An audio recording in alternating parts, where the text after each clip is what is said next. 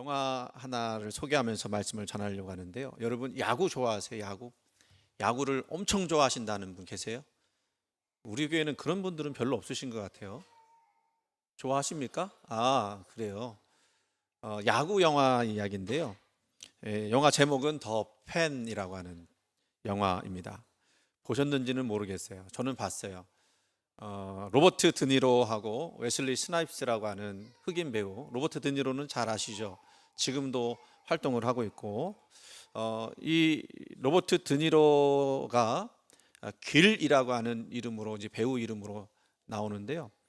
이 로버트 드니로가 야구를 열렬히 사모를 했습니다. 그래서 정말 좋아하는 선수가 한 사람 있었는데, 밥이라고 하는, 아까 그 웨슬리 스나이프스라고 하는 흑인 배우 있죠? 그 선수가 밥이라고 하는 선수 이름으로 이제 등장을 하는데, 이 바비를 너무너무 좋아하는 거예요. 왜냐하면 이 바비는 힘도 들이지 않고 배트를 휘둘러도 그냥 홈런이 잘 되는 거예요. 그래서 그가 데뷔할 때부터, 그 데뷔할 때 홈런 쳤 때부터 자기 팀이 아닌데도 불구하고 너무너무 좋아했습니다. 그래서 그 길이라고 하는, 로버트 드니로라고 하는 그 배우죠. 길이라고 하는 이 주인공이죠. 이 길이 자기가 그 밥이라고 하는 선수의 열렬한 팬이라고 하는 것 자체만으로도 행복했어요. 그럼 그런 거 아세요? 임영웅이 좋아하면 나 임영웅 좋아한다, 그거로 행복하잖아요. 근데 그 길에게 자기가 좋아하는 바비가 자기 고향팀 샌프란시스코 자이언트 팀으로 영입이 된다는 소식을 듣게 되었습니다. 이게 얼마나 황홀한 사건이에요. 가서 볼 수 있는 거 아니에요. 그래서 라디오 이제 출연을 해갖고 전화로 통화가 됐어요. 그래서 자기가 얼마나 열렬한 팬인지를 알려주었습니다. 그런데요, 참 안타깝게도 이 밥이라고 하는 선수가 이적을 한 뒤에 알 수 없는 슬럼프에 빠지기 시작했습니다. 그러니까 선수들이 갑자기 슬럼프에 빠지면 이게 왜 그런지 잘 이유를 찾지 못하잖아요. 그러니까요, 이 팬이었던 이 길이라고 하는 이 주인공도 갑자기 자기 인생도 막 추락하는 것처럼 느껴지는 거예요. 그러니까 그 선수와 자기를 하나로 만든 거죠. 그런데 그 밥이라고 하는 선수의 라이벌이 있었어요. 같은 팀 안에 라이벌이 있었는데, 이 라이벌 프리모는요 승승장구합니다. 그리고 뭐 홈런도 잘 때려내고 하는 거예요. 그런데 이게 왜 그렇게 됐는가를 이 길이라고 하는 주인공이 우연하게 둘이, 그 밥이라고 하는 선수와 프리모라고 하는 선수가 막 주먹 다짐하면서 싸우는 그거를 우연하게 보게 되는데, 그게 왜 그런가 봤더니 등번호 때문에 그래요. 백 넘버라고 하는 거죠. 야구 선수들은 자기 등번호 있잖아요. 근데 이 밥이라고 하는 선수도 원래 11번을 썼었고 프리모도 11번을 썼었어요. 근데 이 프리모라는 선수가 이 백넘버를 양보를 안 하는 거죠. 원래 자기 번호였으니까. 가만히 생각해 보니까 그 등번호를 못 따라서 이 밥이라는 선수가 슬럼프에 빠졌구나. 그랬고 그것에 대해서 살려고도 하기도 하고 뭐 여러 가지 하려고 하는데 잘 안 됐어요. 그래서 이 길이 이 11번 백넘버를 이 그 바비에게 되찾아 주기로 결심을 합니다. 어떻게 되찾아 주느냐? 방법은 하나밖에 없어요. 프리모를 죽이는 것밖에 없어요. 그래서 사우나실에서 죽여버립니다. 그리고 놀랍게도 그 사건 이후에 이 밥이라는 선수가 되살아나요. 그 슬럼프에서 빠져나와서 과거의 그 슈퍼스타의 명성을 되찾고 다시 이 길도 이 바비의 열렬한 팬으로 다시 돌아갈 수가 있었습니다. 그런데 이 환상은 계속되지 않는 거죠. 주인공 길은 바비에게 이제 프리모라고 하는 방해물이 없어졌기 때문에 다시 실력을 찾았다, 그래서 고맙다라는 얘기를 듣고 싶은 거예요. 나 때문에 당신이 이렇게 됐다라는 얘기를 듣고 싶은 거죠. 그런데 뜻밖에도 바비의 입에서는 열렬한 팬들은 다 바보고 멍충이고 이런 사람들 때문에 야구가 망친다, 뭐 이런 얘기를 하니까 분노합니다. 그리고 그때부터 폭주하기 시작해요. 그 바비의 아들을 납치합니다. 그리고 뭐라고 요구하냐면, 아들을 살리고 싶으면 홈런을 치고, 그리고 홈런 쳤을 때 대형 화면에다가 자기 이름을 새겨달라 요구를 합니다. 그런데 그 시합을 하는 날 세 번째 타석까지 못 치는 거예요. 그리고 9회 말이 됐습니다. 네 번째 타석에서 이제 홈런을 쳐야 하는 거예요, 이 사람은. 근데 비가 그때 마침 목수같이 쏟아집니다. 경기가 마무리될 쯤 해갖고 그 경기를 다 끝내지 않고 계속 한 거예요. 그래서 마지막 기회에 홈런성 타구를 쳐요. 홈런이 안 됐어요. 벽에 맞고 떨어졌어요. 그런데 이 밥이라는 선수가 아들을 살려야 하니까 어떡하냐면 그 런닝으로 해서 들어오는 거를 뭐라고 그러죠?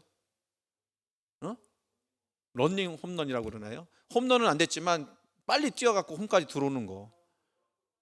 예, 잘하시네. 그걸 해서 들어왔어요. 그런데 심판이요, 아웃 그런 겁니다. 그러니까 막 바비가 열이 받아갖고 막 싸우는데 보니까 심판이 길이었어요. 심판을 죽이고 자기가 심판 역할을 마지막에 한 거예요. 그리고 결국에는 그 길이 경찰들의 총에 맞아서 죽게 된다라고 하는 그 이야기였습니다. 오늘 설교 제목을 정하면서 제가 봤던 영화였기 때문에 생각이 났어요. 그리고 오늘 내용과 메시지와 겹치는 것을 보았습니다. 우리는 예수님을 따른다고 그러죠. 근데 어떤 의미로 예수님을 따르는 것일까요? 예수님은 우리에게 말씀하셨습니다. 마태복음 16장 24절, 이에 예수께서 제자들에게 이르시되 누구든지 나를 따르려거든 자기를 부인하고 자기 십자가를 지고 나를 따를 것이니라. 자기 십자가 지고 다 따르라고 했어요. 그래서 예수님은 우리에게 이렇게 말씀하시는 거예요. 너는 팬의 자리가 아니라 팔로워, 예수를 따르는 사람들, 그 사람들의 자리로 와야 한다라고 말씀하고 있습니다. 여기서 이 따른다라고 하는 영어는 팔로워예요. 오늘 말씀 보시면 예수님이 예루살렘에 입성을 하시는 장면이 나오는데 거기서 앞과 뒤로 예수님을 따르는 사람들이 등장을 하죠. 근데 그 사람들이 바로 팬인지 팔로워인지 알 수 없는 그런 상태였다는 것입니다. 예수님이 예루살렘에 들어가시려고 했던 때는 유월절을 앞둔 때였습니다. 이 유월절이 얼마나 그 사람들이 많이 몰리는 행사였느냐면 요세푸스라고 하는 유대인 그 역사학자가 예루살렘에서 유월절에 잡혀 제사 드려지는 그 희생 제물의 숫자를 기록을 했는데 25만 6천 마리. 25만 6천 마리. 그리고 한 마리당 10사람의 몫을 따진다고 하면 약 270만 명이 그 예루살렘에 모여서 유월절 행사를 하는 거예요. 그걸 요세푸스가 기록을 해놨습니다. 얼마나 많은 사람들이 그 예루살렘에 모여들게 됐는지 알 수가 있죠. 근데 항상 문제는 사람들이 많이 모였을 때 생기지 않습니까? 이 유월절을 앞두고 예수님은 의미심장하게 이 예루살렘에 입성하시게 됩니다. 이때 예수님을 맞이하는 사람들은 예수님께서 나귀 새끼를 타고 오시는 것을 보면서 어린아이 같이 기뻐하며 뛰며 찬양하며 옷을 벗어 길에 깔고 종려나무 가지를 흔들면서 환영을 합니다. 오늘이 종려주일이라고 하는 것도 종려나무 가지를 흔들면서 예수님을 환영했기 때문에 종려주일이라고 하는 거거든요. 그런데 한번 생각해 보세요. 예수님께서 이 땅에 왕으로 오셨고 구원자로 오셨다고 하면 이왕이면 승리와 개선의 의미로 흰 백마를 타고 개선장군과 같이 등장하시면 얼마나 멋있겠습니까? 그런데 왜 하필이면 나귀, 그것도 나귀 새끼, 그거를 타고 그렇게 초라하게 오셨을까요? 그리고 그런 모습을 보면서 왜 사람들은 왜 이렇게 기뻐했을까요? 그 예수님의 초라한 모습인데도 불구하고. 이건 우연한 일이 아닙니다. 왜 그러냐면요, 그들은 예수님의 모습을 보면서 과거 스가랴 선지자가 예언했던 그 예언이 기억이 났거든요. 스가랴서 9장 9절 말씀, 시온에 따라, 시온은 예루살렘을 이야기하거든요. 시온에 따라 크게 기뻐할지어다, 예루살렘에 따라 즐거이 부를지어다. 보라, 내 왕이 내게 임하시나니 그는 공의로우시며 구원을 베푸시며 겸손하여서 나귀를 타시나니 나귀의 작은 것 곧 나귀 새끼니라. 이 말씀이 생각이 난 거예요. 아, 예수님이 이 땅에 구원자로 오시는 것이구나, 그래서 나귀 새끼를 타고 예루살렘으로 들어오시는구나 라고 사람들은 생각을 한 겁니다. 그런데 사람들이 보니까 그 스가랴의 예언이 지금 예수님에게서 실현이 되고 있는 거예요. 성취가 되고 있는 거예요. 그러니까 이제 그 예수님이 우리를 구원하실 분으로 생각하고 흥분하지 않을 수 없었습니다. 그래서 예수님 앞에서 일제히 기뻐하며 즐거이 부르며 옷을 깔고 종려나무를 흔들면서 주님이 구원자 되심을 믿고 기뻐하며 환영을 했던 거죠. 오늘 입성한 예수님을 보면서 그들은 뭐라고 외쳤다고 그랬어요? 뭐라고 외쳤죠? 호산나 호산나 다윗의 자손이요. 그렇게 외쳤습니다. 호산나라고 하는 뜻은요, 우리를 구원하소서라는 뜻이에요. 우리를 구원하소서. 그 환영이 얼마나 대단하고 그리고 컸었는지, 함성이 컸었는지 누가복음의 말씀을 보면요, 제자들이 예수님을 소리 높여 부를 때에 그 소란스럽게 환영하는 모습을 보면서 시기하는 사람들이 있었어요. 바로 바리새인들입니다. 예수님께 불평합니다. 선생이요, 당신의 제자들을 책망하소서라고 이야기를 해요. 아니, 당신 구원자도 아닌데 왜 이렇게 이 사람들이 구원자처럼 당신을 환영합니까? 그렇게 이야기할 때 예수님이 뭐라고 말씀하신지 아십니까? 누가복음 19장 40절 말씀에 만일 이 사람들이 침묵하면 누가 소리 지를 거라고요? 돌들이 소리 지를 거다. 만약 이 사람들이 안 하면 돌들이 환영할 거다. 그러니까 이 사람들이 환영하는 것은 너무나 당연하고 마땅히 해야 될 일이다 라고 하는 그런 이야기였습니다. 그런데 사람들이 이렇게 예수님을 환영하는 이유가 그냥 구원자를 맞이한다고 하는 그런 차원에서의 그런 기쁨과 감사, 그거는 아니에요. 이 사람들이 이렇게 정말로 어떻게 보면 한 명의 슈퍼스타를 보듯이 그렇게 환영하는 것은 무리가 아닙니다. 그동안 예루살렘이라고 하는 도성은요, 정치적인 도성이었어요. 수많은 권력자가 그것을 손안에 넣으려고 갈등하고 아파했던 힘겨루기의 터전이었습니다. 예수님 이후에서도 그 예루살렘은 뭐 이슬람이나 뭐 십자군이나 뭐 굉장히 그 싸움을 하지 않았습니까? 예수님 이전에도 수많은 정복자가 있었고 그들은 무지막지하게 예루살렘을 도륙을 했었죠. 그러니 당연히 누군가 힘센 자가 나타나서 이 로마, 지금 로마에 의해서 지배당하고 있는데 로마로부터 그들을 해방해 주기를 소원했습니다.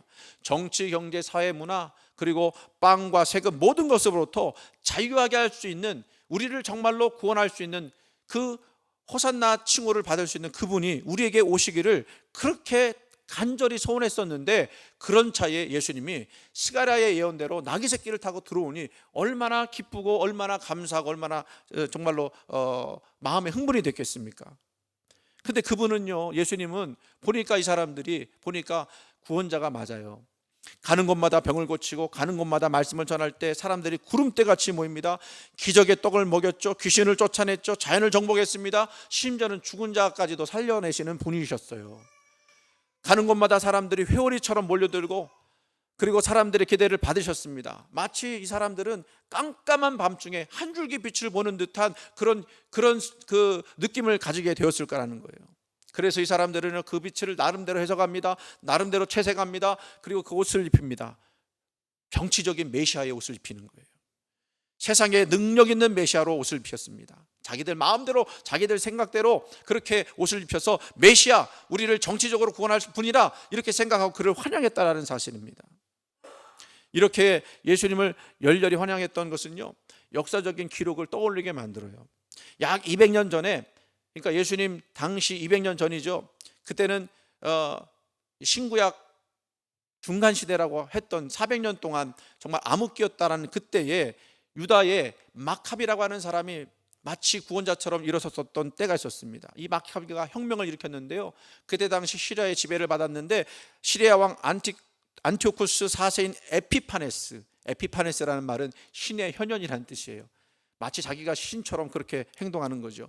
그 에피파네스를 이기고 예루살렘에 입성해서 성전을 정화하고 재건했던 일이 있었습니다.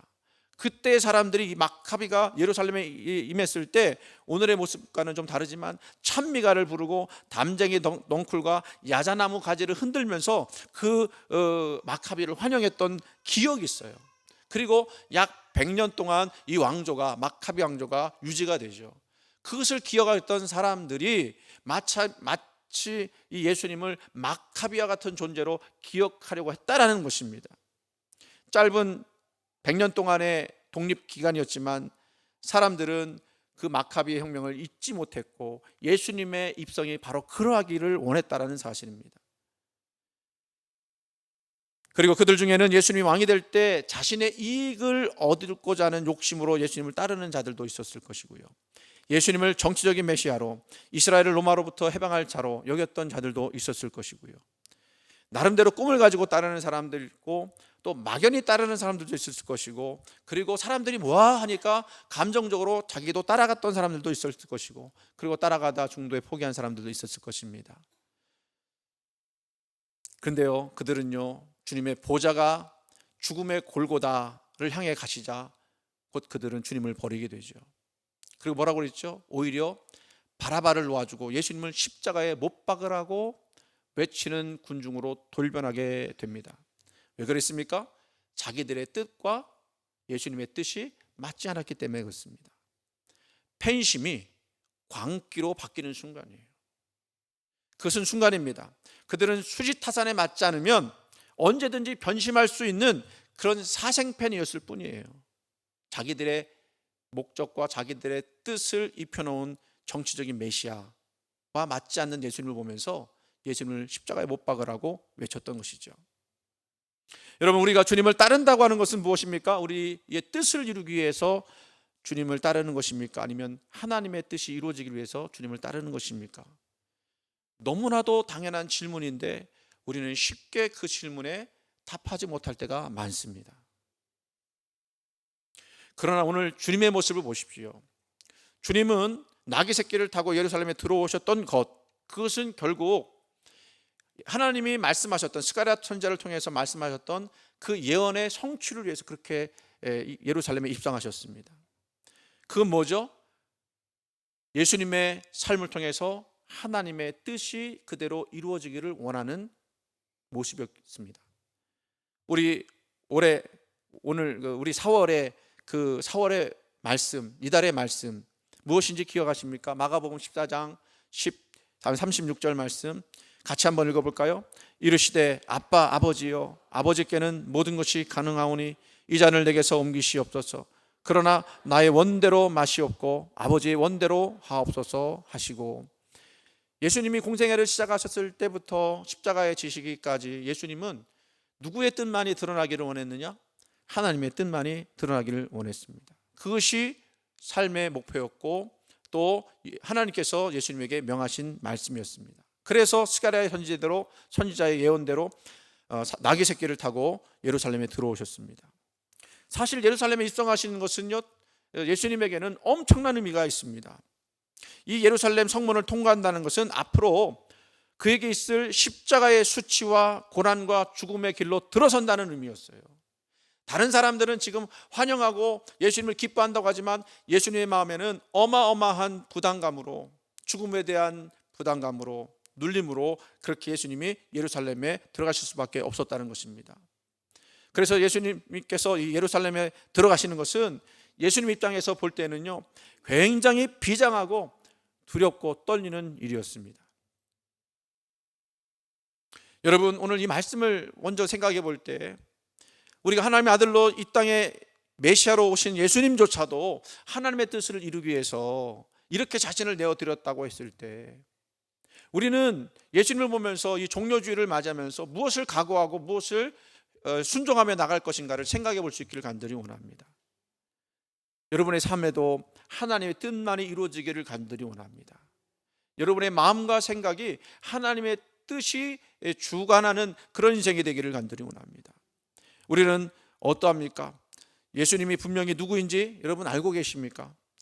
오늘 말씀 속에서 중요한 부분이 있습니다. 10절과 11절 말씀 중요합니다. 도대체 그렇게 열렬히 환영을 받고 예루살렘에 들어온 사람 누구냐? 그 소동이 일어났죠. 21장 10절 11절 제가 한 절 읽고 여러분들 한 절 있습니다. 예수께서 예루살렘에 들어가시니 온 성이 소동하여 이르되 이는 누구냐 하거늘. 아멘. 사람들이 물어왔습니다. 이는 누구냐? 이는 누구냐? 우리가 지금 예수를 믿으면서도 순간순간 질문해야 될 부분이 바로 이것입니다. 이는 누구냐?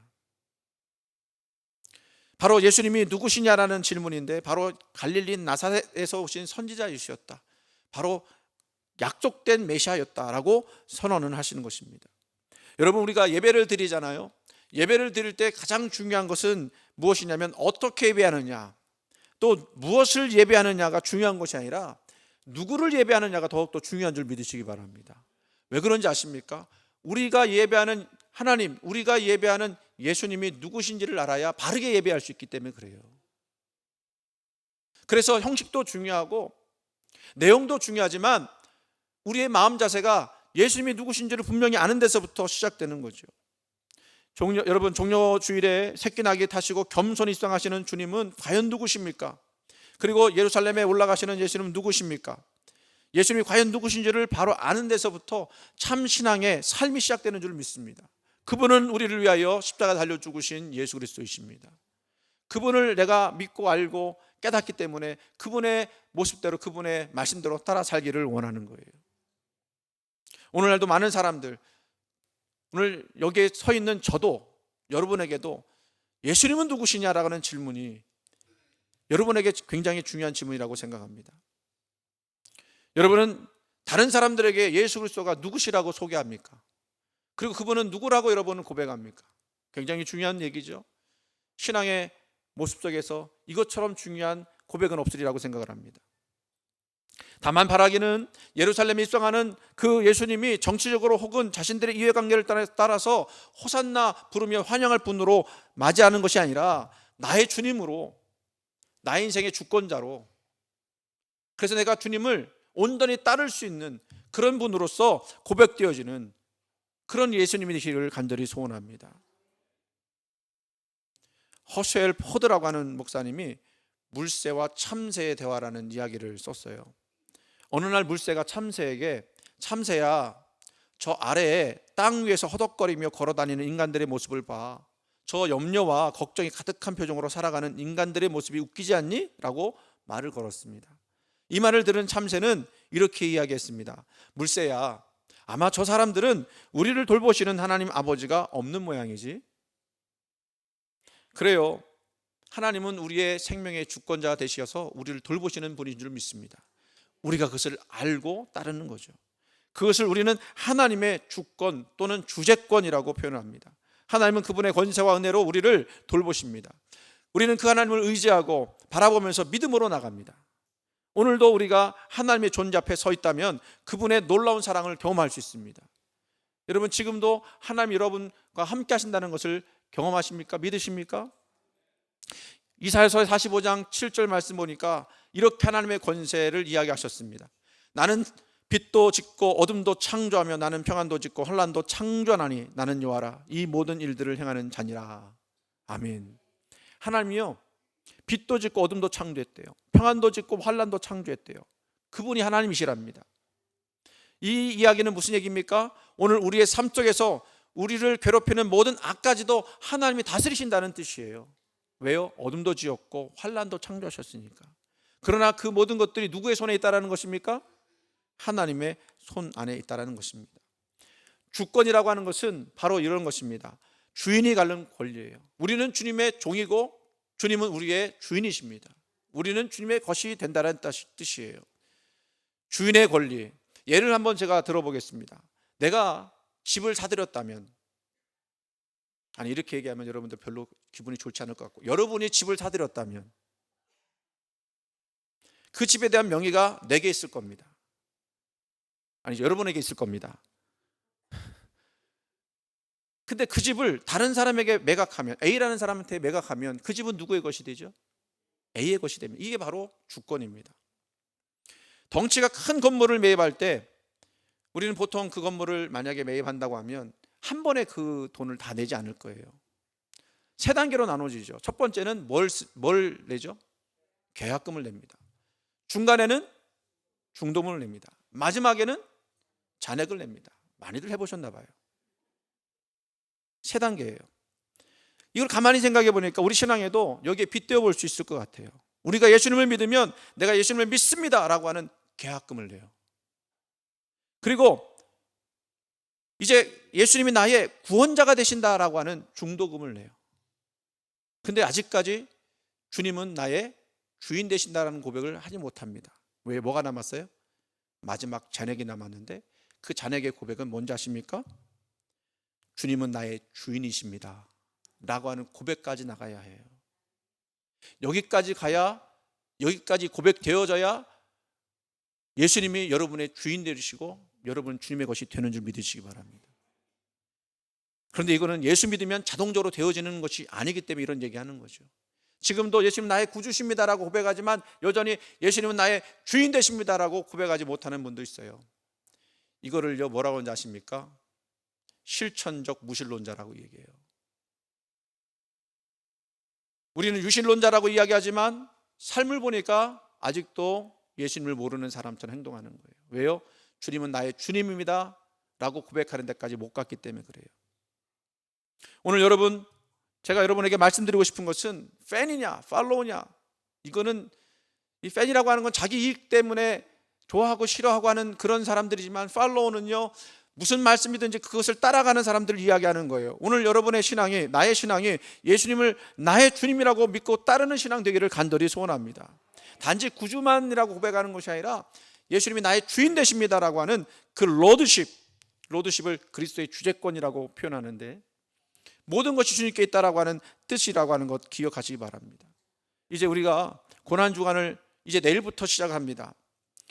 이 고난주간을 앞두고 다시 깨달아야 할 순종의 모범, 바로 예수님께서 나귀 새끼 타시고 들어오시면서 결국에는 십자가 지시고 골고다 언덕까지 가실 그 모습을 우리가 기억하며, 나도 주님 따라 주님이 나의 주인 되심을 고백하며 나 그 십자가 지는 거 두려워하지 않고 따라가겠습니다 고백하며 나가는 우리들의 모습이 되어야 할 줄로 믿습니다.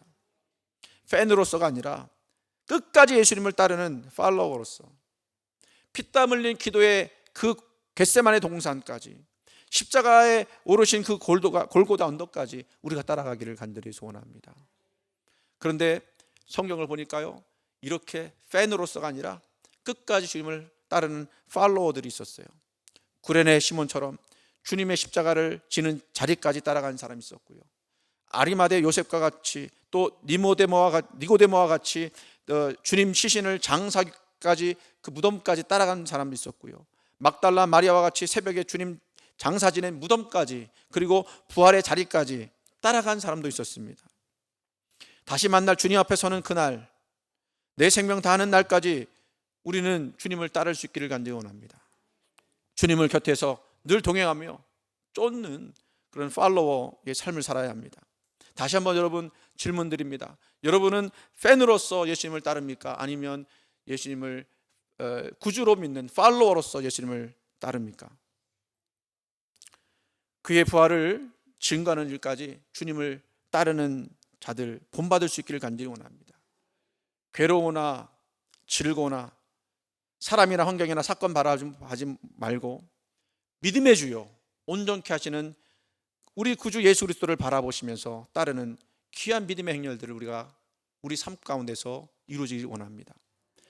찬송가 360장에 이런 찬송가 가사가 있죠. 예수 나를 오라 하네, 예수 나를 오라 하네, 어디든지 주를 따라 주와 함께 가려네. 말씀을 맺겠습니다. 오늘 종료주일을 맞아서 이제 우리는 예루살렘이 아닌 내 마음속에 주님이 입성하실 수 있도록 호산나 호산나 우리를 구원하소서, 그 문을 활짝 열고 주님 영접할 수 있기를 간절히 소원합니다.